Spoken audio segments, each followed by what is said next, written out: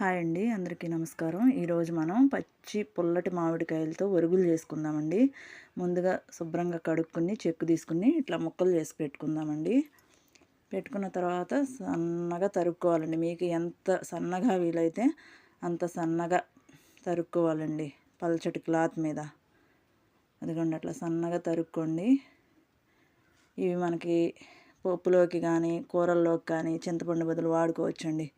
చింతపండు తినొద్దని చెప్తున్నారు కదండి డాక్టర్స్, ఎక్కువ వాడొద్దు గ్యాస్ అని.